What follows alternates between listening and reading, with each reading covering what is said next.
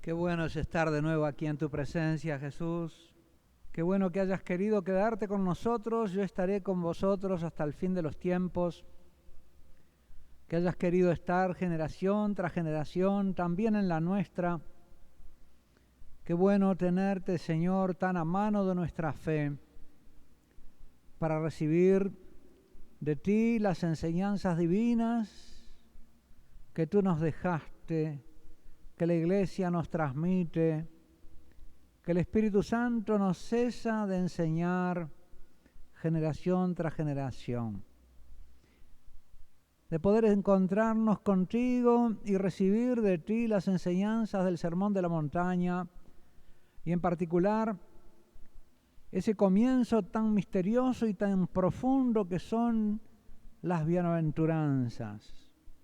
Una promesa de felicidad, llena de misterio y de intriga, y que sin embargo se ilumina si te contemplamos a ti, porque contemplándote a ti comprendemos lo que es ser bienaventurado y lo que el Padre hace con los que viven como hijos, los que viven como el Hijo. Queridos hermanos, vamos a contemplar la séptima bienaventuranza.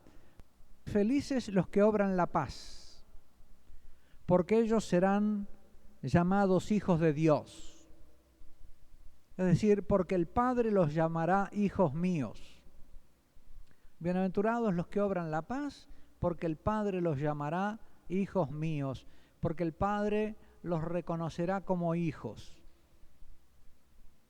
Estos son hijos míos, porque el Padre es la fuente de la paz. Y los hijos, los que viven como hijos, obran la paz. Son perfectos como el Padre Celestial es perfecto, obrando la paz. Tienen paz hasta con sus enemigos, aman hasta a sus enemigos. Esa forma pasiva, serán llamados, es una forma respetuosa de no nombrar a Dios. Dios los llamará.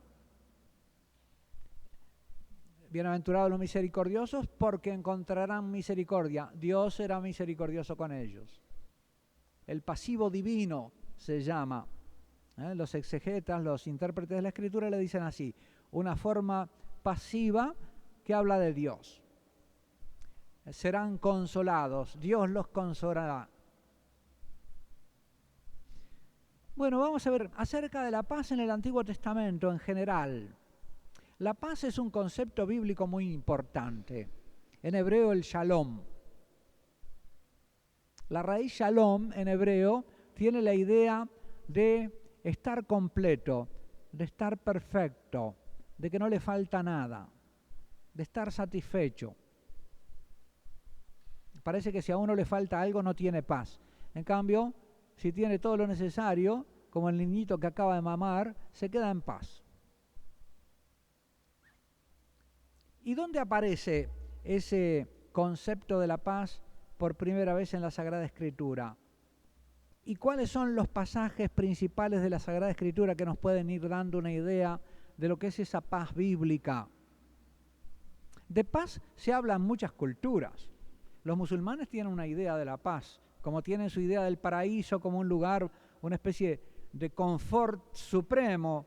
Es un lugar de placeres y de bienestar. ¿Se imaginan el paraíso como un lugar placentero? Como un hotel 5 estrellas, no sé, como Hawái. ¿Por qué? Porque tienen la idea del bienestar, la felicidad como bienestar. Nosotros, en cambio, tenemos una revelación de que el cielo es comunión, es estar con el Dios que amás. Sin mucha definición del escenario. Sobre el escenario no hay mucho revelado. Pero vas a estar con el que amás.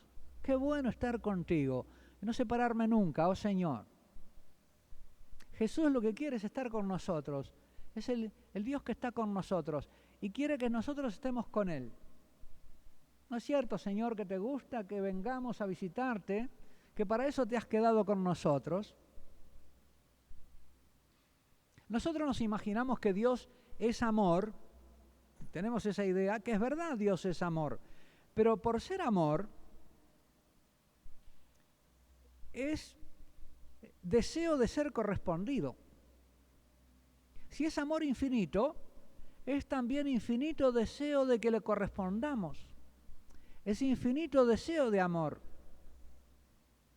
Y por eso el Padre ama al Hijo y lo engendra, y el Hijo ama al Padre y le responde con amor. Con amor divino, porque puede amarlo por ser Dios, con amor divino también. Es decir que Dios es amor de ida y de vuelta, es amor que va y viene. Es amor correspondido, es correspondencia de amor. Y por eso el cielo nuestro es estarnos amando con Dios y recibiendo el ser de Dios por un acto de amor. No importa, el ambiente, no importa, tierra nueva y cielos nuevos, dicen, misterio, pero estaremos con Él.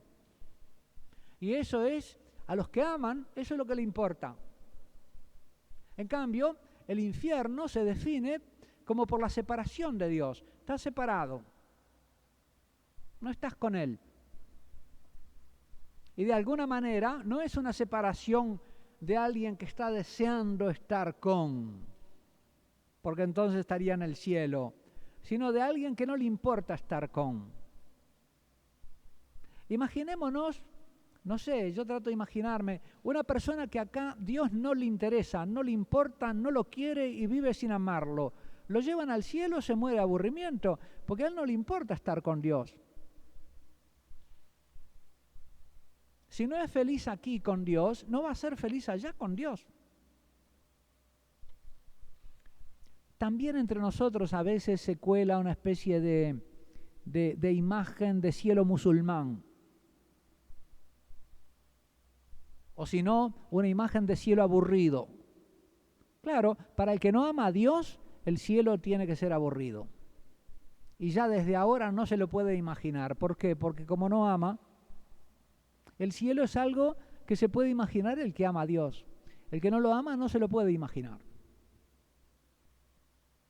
Así como sabe lo que es estar enamorado el que está enamorado, y el que no está enamorado no se puede imaginar lo que es estar enamorado. Veamos entonces el Dios de la paz y la paz de Dios. En el Antiguo Testamento, Dios aparece dando la paz. Así que la paz es un don de Dios, ¿ven? La paz es un don de Dios. Un don al individuo, un don al matrimonio, un don a la familia, un don a la iglesia, un don a las naciones. El Señor bendecirá a su pueblo con la paz, dice el Salmo 29. O también en Isaías leemos, se llamará su nombre Príncipe de la Paz, hablando del Mesías que va a venir de parte de Dios y que va a establecer el reino de Dios sobre la tierra. Será el príncipe que regirá con paz. Hablando del pueblo, Isaías dice, gente que conserva la paz porque en ti ha confiado. Sí, el hombre que confía en Dios tiene paz, no se altera. Cuando llegan las dificultades, como él confía en Dios, vuelve a la paz. Puede ser que se altere un momentito, pero después vuelve a confiar y se pacifica. Señor, tú nos darás la paz, de nuevo el don de la paz, tú nos darás la paz, porque todas nuestras empresas nos las realizas tú. Qué maravilla esto, ¿no? Dios nos hace los deberes. Todas nuestras empresas nos las realizas tú. Y entonces no dependen de nosotros. Qué respiro, qué alivio, dependen del Señor. Oh Señor, tú eres el que hace todas las cosas. Tú llevas adelante mis negocios, mis oficios, mis proyectos, mis planes, mis propósitos. Yo soy el Señor, dice otro texto de Isaías, No hay ningún otro Dios. Yo formo la luz, creo las tinieblas, obro la paz y creo la adversidad. También la adversidad, así como crea la luz y las tinieblas, la paz y la tribulación. También parece que Dios es el autor de la ansiedad también. ¡Qué misterio! Solo yo, el Señor, soy el que hago todo esto. Y hay una profecía en Isaías 57, paz para el que está lejos y paz para el que está cerca, dice el Señor. Como que los designios del Señor son designios de paz, no de aflicción. Aunque Él también puede ser el autor de la aflicción, pero la aflicción apunta a la paz. Puede ser pedagógica para alcanzar la paz. Así dice el Señor: he aquí que yo extiendo sobre Jerusalén la paz como un río. Es como un torrente de paz que derrama Dios sobre la ciudad santa. Y las riquezas de las naciones como un torrente que se desborda. Y mamaréis, en los brazos seréis traídos, y sobre las rodillas seréis mimados, como aquel a quien consuela su madre, así os consolaré yo a vosotros, y en Jerusalén recibiréis consuelo.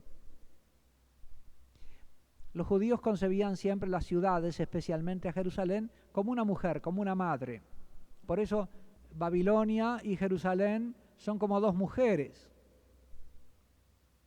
Otro texto en el Salmo 37.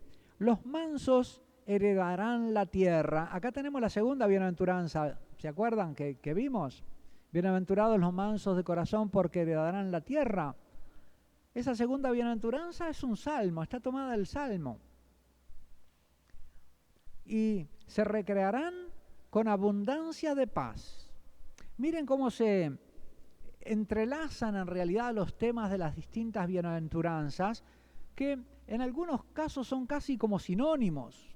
Son distintos aspectos de una misma beatitud que consiste en el fondo en la comunión con Dios y en esa identidad filial de ser hijos de Dios y de estar recibiendo la vida del Padre y estar viviendo para cumplir la voluntad del Padre gozosamente.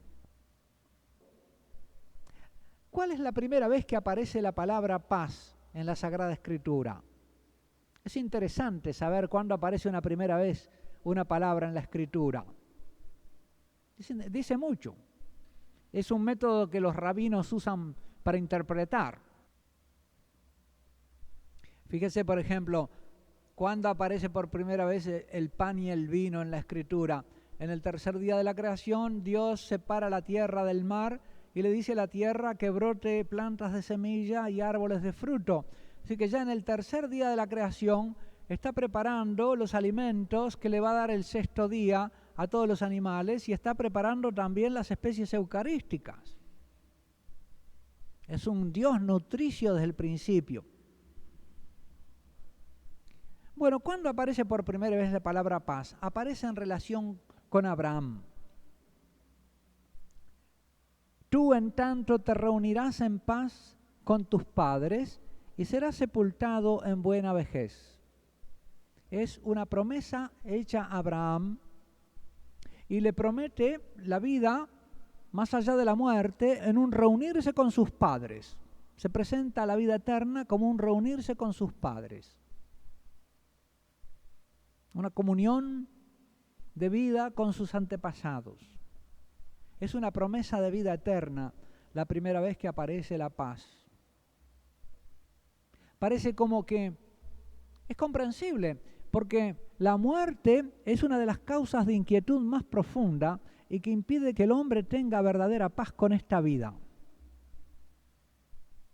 Si no hay una vida, si no hay una posibilidad de reunirse con sus seres amados en el más allá, parece que el corazón del hombre no puede tener paz. Por lo menos el de Abraham, que era un hombre cariñoso, que quería tener hijos y muchos hijos, y que quería a su mujer aunque era estéril, porque la quería por sí misma y por eso no la repudiaba. Ese hombre cariñoso que era Abraham, un hombre de alianzas y de vinculaciones, que no quiere pelearse con su sobrino Lot y que por lo tanto dice, elige tú dónde quieres ir, no haya problemas entre nosotros. Ese hombre de paz que era Abraham, que quería mantener los vínculos sanos con sus parientes y que no se iba a pelear por intereses, a ese Abraham se le promete un permanecer en el más allá, disfrutando de los vínculos de amor con los suyos, con sus antepasados y con los suyos. Y por eso en el Evangelio se va a hablar de la vida eterna como un reposar en el seno de Abraham, porque Abraham, que quiso tener muchos hijos, también no solo va a estar con sus antepasados, está también con sus hijos, con toda su descendencia. Y nosotros somos hijos de Abraham por la promesa. No sé, son como exploraciones que nos van desbrozando el ámbito de la paz, de lo que es la paz, en esta visión bíblica. Tiene que ver con la comunión y con el disfrute de la comunión, con esa certeza de que la muerte no me roba mis amores para siempre, que no me priva de ellos para siempre, sino que más allá de la muerte los recupero y los tengo. Y eso me da paz. Y por eso los fieles pueden morir en paz. La muerte de los fieles, la muerte de los creyentes, es generalmente una muerte pacífica. El deseo es descanse en paz. Morir es entrar en un descanso pacífico para la fe cristiana, que no está tan lejos, como vemos, de este origen bíblico de la paz como promesa de vida eterna para Abraham. Solo que lo que en ese momento es algo más bien oscuro, después se va clarificando con la revelación de Cristo y con la resurrección de nuestro Señor Jesucristo y con su promesa de que Él siempre estará con nosotros, no solo hasta el fin de los tiempos. El cielo y la tierra pasarán, pero mi palabra no pasará. Y la palabra de Jesús no se va a decir en el vacío, como un altaparlante, ¿verdad?, que suena después que el mundo se disolvió, sino que es una palabra que quiere decirse, es una palabra que busca corazones, porque es una palabra de amor, no se dice por decirse. Lo que nos dice la palabra de Jesús es el amor del Padre, porque Él es la palabra perfecta del Padre. Entonces es una palabra de amor que no deja de decirse, aunque pase en este cielo y esta tierra, porque habrá cielos nuevos y tierra nueva. Esa palabra lo renueva todo. Es una palabra de amor. Y esto pacifica el corazón. Esto le da al corazón como una seguridad que lo pacifica. En numerosos pasajes del Nuevo Testamento se lo llama a Dios, Dios de la paz. Qué lindo nombre de Dios, ¿no? Dios todopoderoso, Dios misericordioso, Dios de los ejércitos, Dios, tantos nombres de Dios que hay, Dios de las alturas. Pues uno de los nombres de Dios es Dios de la paz. Dios que da la paz. Dios que pacifica. La paz se usa en hebreo como saludo, shalom, shalom, cuando se encuentran las personas, es casi como está al servicio de los encuentros entre las personas y de los encuentros amistosos, amigables, de los encuentros amorosos. Dios es el que te encuentra, el Dios que te sale al encuentro, te ama, te saluda y está como sediento y hambriento de entablar relación contigo. Dios viene al encuentro de las criaturas. Es un Dios de la paz, una palabra que aparece, y este título aparece sobre todo en los saludos y despedidas. Cuando Pablo saluda, y el Dios de la paz, el Dios del shalom, el Dios del ¿cómo te va?, del qué tal, el Dios de los encuentros entre las personas, de los encuentros amistosos, el Dios que establece comunión entre nosotros, esté con vosotros. El Dios que restaura las relaciones rotas entre las personas, esté con vosotros. Ese Dios que es la fuente de la comunión, del entendimiento, no solo con Él, sino entre los hombres. Y por eso la obra de paz va a ser esta, va a ser la obra de restaurar la comunión, como vamos a ver. La paz que Dios da es la paz de Dios que supera todo conocimiento. No se puede explicar, no se puede decir. No lo podés aprender de los libros. Es una experiencia mística, ¿vieron? Esas experiencias de los místicos que dicen, mirá, no sé cómo decírtelo, no hay palabras para decírtelo, lo que me pasó. Es una experiencia inexpresable. Bueno, esta paz de Dios es también, en su dimensión mística, es inexpresable. Y muchas veces sucede en la oración. Se apodera como una especie de quietud del alma. Los místicos hablan del recogimiento infuso. Hay como un recogerse de todas las potencias que parece que el alma queda en silencio, como si se hubieran apagado la radio, y quedó el alma en silencio, no pasa nada, pero está el alma con Dios y Dios con el alma. No hay pensamientos, no hay imágenes, hay un recogimiento infuso. Es como Dios hubiera suspendido el uso de las potencias. No hay recuerdos, no hay imágenes, pero el alma está en oración. No sabe cuánto tiempo pasó y de repente pasa una media hora sin darse cuenta del transcurso del tiempo. Es esta paz, esta quietud del alma que el mundo no conoce ni puede dar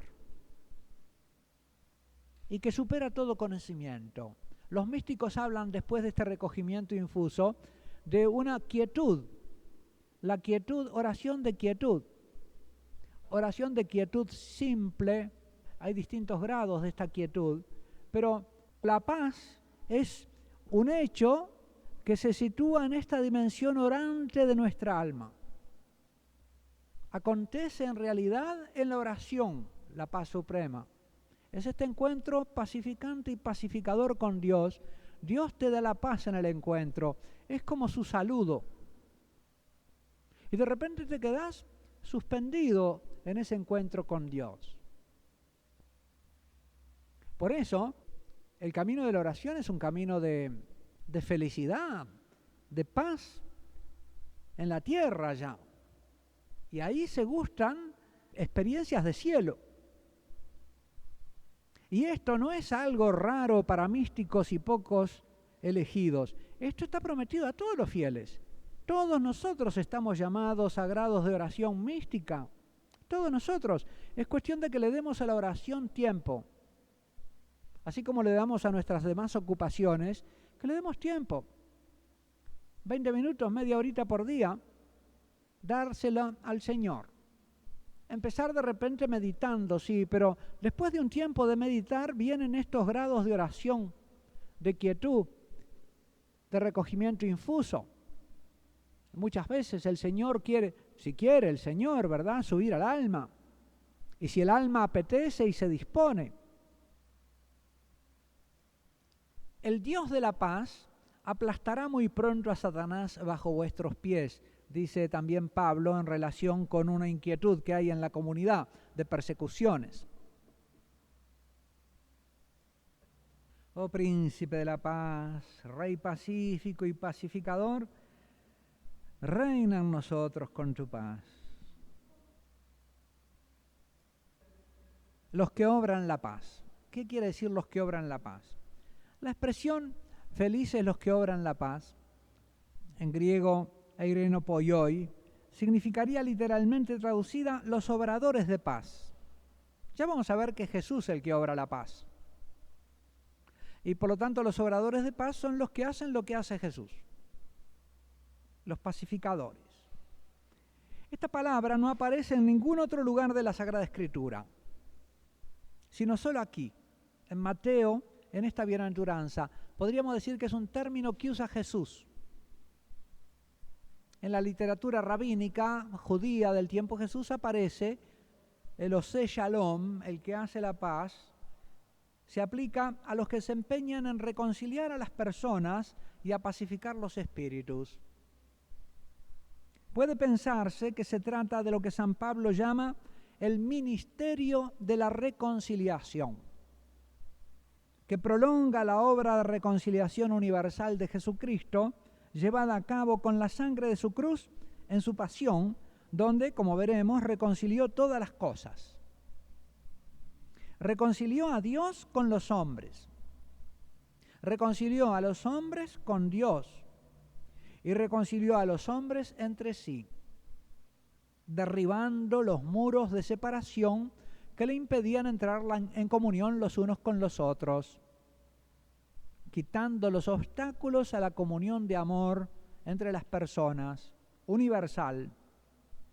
Esta reconciliación une a los que antes estaban separados en una sola fraternidad.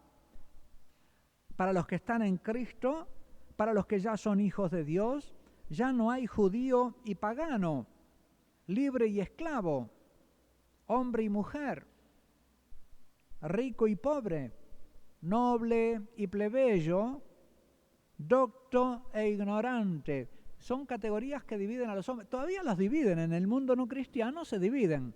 Si sos ignorante o si tenés un título. Si sos de la nobleza o no. Si sos de las familias Disti o no. Si sos influyente o no tenés influencia. Si tenés dinero o no. Y esas cosas separan. Los que tienen dinero van a comer a ciertos lugares, los que no tienen dinero van a comer a otros, Hay separaciones que establecen estas cosas, mientras que la fe une, por encima de esas separaciones, une a los hombres. Y en nuestros templos acuden de todas las clases sociales, gente influyente o no influyente, instruidos o no instruidos. Nos sentamos todos juntos y acá lo único que somos es hijos de Dios. Y por lo tanto, hermanos entre nosotros. ¡Qué maravilla! Esto es una obra de pacificación, es una obra de comunión. Todos son ahora hijos del Padre, hermanos entre sí. Se ha establecido la paz de una comunión familiar. ¿Y esto por qué? Porque Jesús es el ministro del Padre, el reconciliador y pacificador. Jesús es el que llevó a cabo la obra pacificadora por misión del Padre. De modo que ahora nosotros comprendemos mejor que el don de la paz ha sido el don del pacificador. Que Dios nos ha dado la paz, que nos ha derramado como un torrente la paz, no como un don que nos llegó anónimamente, sino que nos llegó a través del pacificador. Nos dio la paz en la persona de su Hijo, que hizo obra de pacificación. Y esto nos sugiere que la paz Dios la da a través de agentes de la paz. Que como la dio a través de su Hijo, el gran pacificador, la va a seguir dando a través de sus hijos como pacificadores. Y que si hacemos obras de pacificación como Jesús las hizo, entonces cumplimos la misión de hijo y el Padre nos llama hijos. La paz no se derrama como algo abstracto sobre la humanidad, viene a través de obradores de la paz. Y el primero de ellos y el principal es Jesús, el Rey de la paz, el Príncipe de la paz, el obrador de paz, el agente de paz. Oh, gracias, Señor. Tú que eres el que obró la paz, el gran obrador de la paz y el maestro de los agentes de la paz. Oh, Jesús, enséñanos. Queremos estar en la escuela de tu sabiduría de la paz, de tu savoir-faire, como le dicen los franceses, o know-how de la paz, que tú nos enseñas. Queremos ser también nosotros obradores de paz en nuestra familia, entre nuestros amigos, en el medio de nuestro trabajo, en nuestra patria, en cualquier lugar en que estemos. Haz de mí un instrumento de tu paz, decía San Francisco. Él se había configurado con Cristo y anhelaba ser como Jesús un instrumento de paz. Anhelaba estar crucificado con Cristo como instrumento de paz. Porque vamos a ver que el gran instrumento de pacificación que usa este pacificador es la cruz. Y que para nosotros también la cruz va a ser el instrumento privilegiado de la paz. Como que se nos manda una misión con un instrumento para cumplirla y llevarla a cabo. Jesús lleva a cabo la obra de pacificadora por misión del Padre. Es un enviado y ministro del Padre que desea hacer obra de paz por medio de su Hijo, por medio de sus hijos, por medio de ti y por medio de mí. Sigue queriendo hacer obra de paz. Como el Padre me envió, así también yo os envío. Sopló sobre ellos. Como el Padre me envió, así yo os envío. Si el Padre envió a Jesús a hacer obra de paz, Jesús nos envía a pacificar. ¿Y con qué? Con el soplo del Espíritu Santo, que es un soplo de Dios conciliador, que crea comunión y lazos entre las personas y que perdona. Uno de los instrumentos de la paz es el perdón. A los que perdonéis los pecados, les serán perdonados. Y esto se refiere no solo al perdón sacramental, sino que se refiere a todo perdón que todo hijo de Dios en cualquier nivel de su vida realice. Cuando vos perdonás a un amigo que te dañó, estás perdonando. Y Dios le perdona, porque tú lo perdonas. Tú eres agente de perdón. Por supuesto que el sacerdote, de manera sacramental en la penitencia, pero en la vida diaria, por el sacerdocio común de los fieles, cuando un fiel perdona, está haciendo ministerio de perdón. Está derramando perdón. Está reconciliando y está pacificando. Está haciendo hijo. Fíjense qué lindo el texto de la carta a los Colosenses que sigue a continuación. Pues el Padre tuvo a bien hacer que habitara en él, en Jesús, toda la plenitud. Y por medio de él, por medio de Jesús, reconciliar consigo todas las cosas, reconciliarlo todo consigo. Se refiere, por supuesto, a los seres personales. Reconcilia todo, a los seres personales, ¿no? Así las que están en la tierra como las que están en los cielos. Haciendo la paz, Dios obra la paz.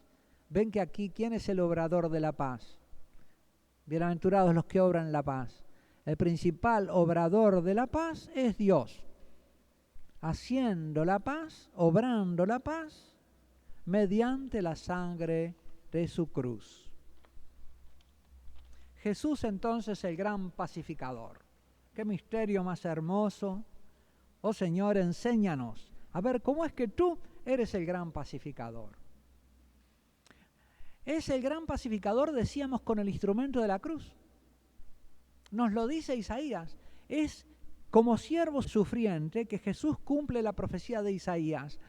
Por darnos la paz, cayó sobre él el castigo. Así que Jesús lleva, al cargarse con la cruz, se carga con el castigo de los pecadores, siendo inocente. ¡Qué injusticia! Jesús se carga con la injusticia. A nosotros nos cuesta tanto aceptar la injusticia.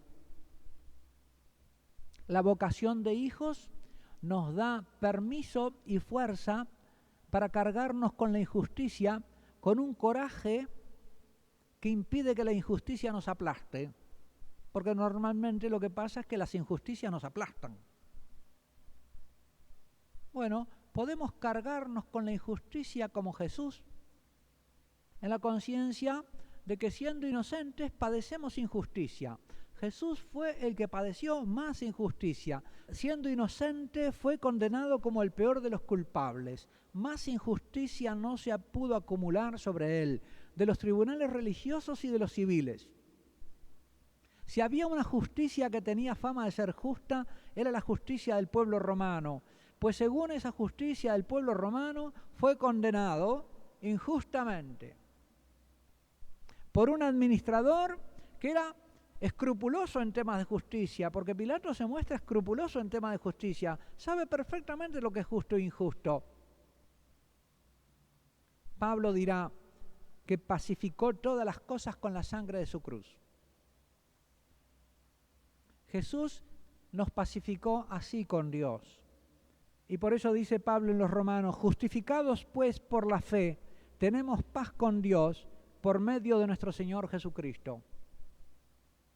Es decir, que nosotros hemos sido justificados injustamente, diría. Injustamente hechos justos. No se nos aplicó la pena que merecíamos por nuestra injusticia, lo cual es una injusticia, dejar sin pena al que la merece. El Señor obró con nosotros injustamente, cargó nuestro castigo sobre el inocente y Jesús se cargó el castigo sobre sí, obediente hasta la muerte y muerte de cruz, nos dio ejemplo a todos los desobedientes de cuál era el camino de la filiación. Y así establece la paz. Jesús es el gran obrador de la paz, el gran agente de la paz, el gran pacificador. Él es nuestra paz, dice San Pablo, el que de los dos pueblos, judíos y paganos, que no se podían ver ni podían tener comunión, hizo uno solo, la Iglesia, derribando el muro que los separaba, que era la ley de Moisés, porque los judíos que querían guardar la ley de Moisés no podían convivir ni juntarse con los paganos que eran impuros. Entonces, de hecho, la ley, a los que querían vivir justamente según la ley, los separaba de los paganos. Obraba como un muro de separación la ley de la justicia, creando incomunicación entre los hombres. Era lo que aspiraba a crear en comunión entre el pueblo y Dios, por otra parte creaba incomunicación entre el pueblo y la humanidad. Cuando Jesús con su cruz derriba este muro que separa a judíos y a paganos, ambos pueden unirse en comunión en la Iglesia. Por eso la Iglesia es un fruto de paz. Haciendo la paz mediante la cruz, reconciliar con Dios a ambos en un solo cuerpo, dando en sí mismo muerte a la enemistad. Vino a anunciar la buena nueva de la paz, a vosotros que estabais lejos y a los que estáis cerca. Acá cita Pablo a Isaías. Porque por medio de él, los unos y los otros tenemos entrada por un mismo espíritu al Padre. En la última cena, Jesús promete la paz a sus discípulos como una herencia que va a dejarles. La paz os dejo, mi paz os doy. Yo no os la doy como el mundo la da. Se trata de otra paz, la del mundo no es la de Jesús. Así como su reino no es de este mundo, su paz tampoco es como la del mundo, como la paz que el mundo llama así. Jesús en su oración sacerdotal ruega al Padre para sus discípulos el don de la unidad, que es el de la paz, que sean uno como tú y yo somos uno. Jesús nos da la paz comunicándonos su Espíritu Santo, entre cuyos frutos se cuenta la paz. En la enumeración que trae Pablo en Gálatas 5 dice, el fruto del Espíritu es caridad, paz, paciencia, benignidad, bondad, fe, mansedumbre, templanza. Contra tales cosas no hay ley.